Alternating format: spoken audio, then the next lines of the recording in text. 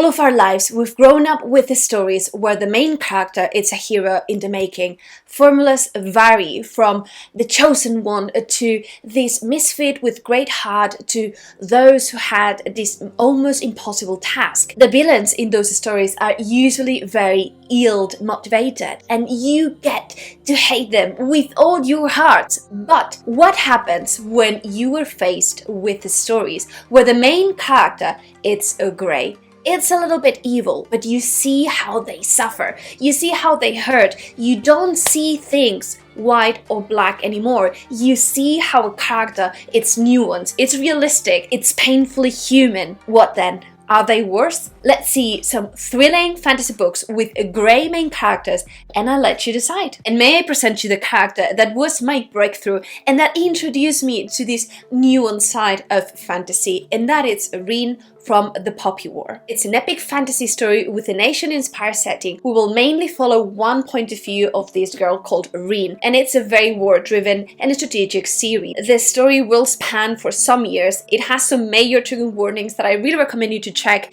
if you're interested on this book, and the plotline in essence revolves around this main character that really works very hard to get into this elite school, and once that it gets into it, she starts taking classes, becoming a little bit of a warrior. She also discovers that she has a little bit of magic, but before things can get more scholarly, a war starts to unravel, and every one of these students will need to play a role in this war, and our girl will need to play a role that is incredibly important. It's through this situation that we will be able to explore her arc. But let's get a spoiler-free look on Rin. From the 167 books that I've read over these 2 last years, I believe this character is the one that tested me the most. We will start with her not as a child, but really wanted to escape her situation, and us seeing how she is really consistent. She really wants to work her way out and be better, and she is able to do whatever it takes in order to do so. And along the way, we'll see how her faith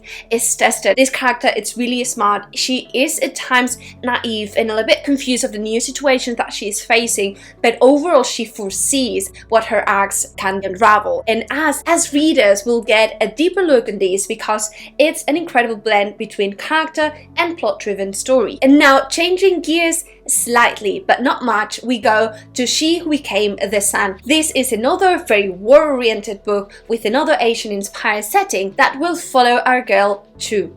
And we will follow this character throughout different stages of her life. We will see the book divided in different parts and we will see multiple points of view here. The first part of the book is just going to be her, and it's going to be her childhood, and then something happens and we will start diverging and we will start understanding a little bit more of this war that it's unraveling, which will allow us to see both parts of this war and really put our feels and our hearts to the different characters and the situation that it's happening. At its core, this is an impersonation and a war story where there's going to be a lot of burning passion around fate. This has often been described as being perfect for lovers of Mulan and the Song of Achilles, and I do see how these parts blend into the description, but at the same time, and in essence, this story is set in a moment where the Chinese are in war with the Mongols, and we will see the story of the Chinese with our girl, and she is part of this family of peasants, and her duty as a woman was to do nothing, right? Like just be sold out. She has no fate, but her brother had a bright future, a bright fate. Something happens and she is faced with the decision of grasping the fate of her brother for herself, impersonate him, and go seeking that destiny and make a difference. So with Chu, we will see a character that really has ambitions, and we will see this political beast that it's faced to make really terrible decisions, and how she does it is incredibly heartbreaking. And let's change now to a character that for the longest of times I was hating and loving at the same time, and that is Nai from Winds of Strife. This is an epic high fantasy. Just the first book is out and it's self-published. In essence, tells the story of this world where the nights are getting longer and longer and longer, and the king has decided that this is because of an evil witch, and that from that point onwards all witches need to be handed down. There's an incredible heart magic system based on the different emotions. This main character, Nye, is one of these witch hunters. But let's add to that he knows that the witches are not the bad ones. So in his way, he's also trying to save them, but the methods in which he does so are really not alright. It's also a book with some serious trigger warnings, so also please check that out. In here we see a character that is deeply conflicted. He had a very sad past, but he also has a lot of ambition. So let me know down below, as of now, which characters are the ones that create something new, like a spark, be it a bad spark or a good spark. Which are those ones? Let me know. And let's continue with two duologies that are from an author that honestly, she usually makes great characters and I love them. First one is Vicious from B. E. Schwab. It's a very dark urban fantasy. This book at its essence will tell the story of two characters that were best friends at university. They started playing with death and they discovered that near-death experiences can grant you powers. And when the story kicks off, a lot of time has happened from this event and these two best friends are now the worst enemies. It's the kind of book that will have this incredibly fast pacing. We will be approaching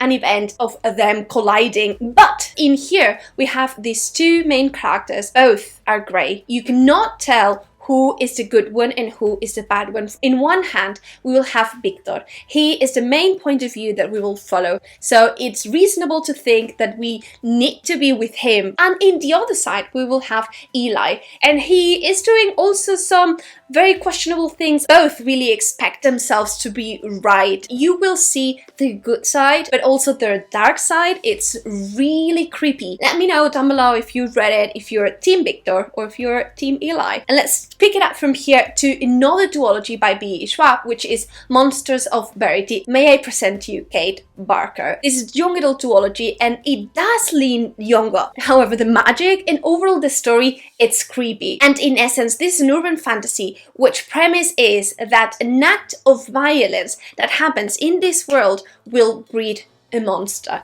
And depending on how awful is that act of violence, that monster that is created, it's more or less awful. The monsters can be of different types. Here we will follow two points of view, and one of them is of Kate, who is the daughter of this man that is almost ruling this city, and he is doing it through pain, through fear, through suffering, and she really wants to prove her worth to her dad, and she will start doing stuff that is a little bit twisted, that it's deeply selfish, and along the way we'll see how she might be changed or how might be persuaded when faced with an environment that it's way more kinder to the one that she has grown up. And now let me present you Lynn, one of the main characters in The Bone Shard Daughter, this epic fantasy. 2 books are already out, third book cannot wait. It's one of my favorites out there. This is a character that, although it's grey, in my heart I really love her. So at its core, this is a book that will explore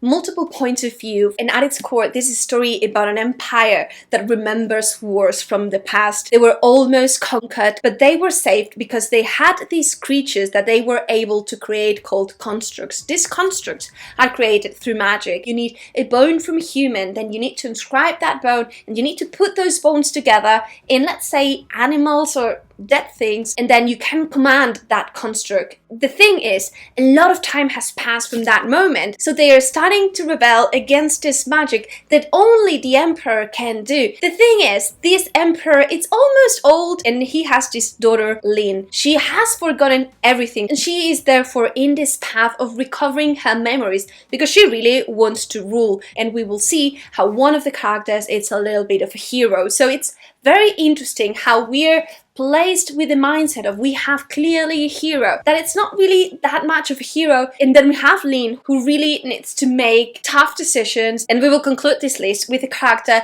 that is really popular, that it's grey, but that he makes himself be lovable, which is Kaz Brekker from Six of Crows. This is another young adult duology, at its core a heist, part of the Grishaverse, and as a result we will see this very rich environment where people it's able to do magic. Kaz is this very tormented character. He had something terrible that happened in his past, and he wears the sequels of that event, and he kind of like spreads those sequels. He's this kind of person that really sets boundaries, that really had his moral compass a little bit wrong, and that he compels other people to go to that same path. It's though not really a softie, but someone that you see how his heart can be conquered, and reading that, it's such an incredible ride. We will see how he is the leader of this band, and they will start this almost impossible quest, a heist, because they want to be rich. So it's an ambition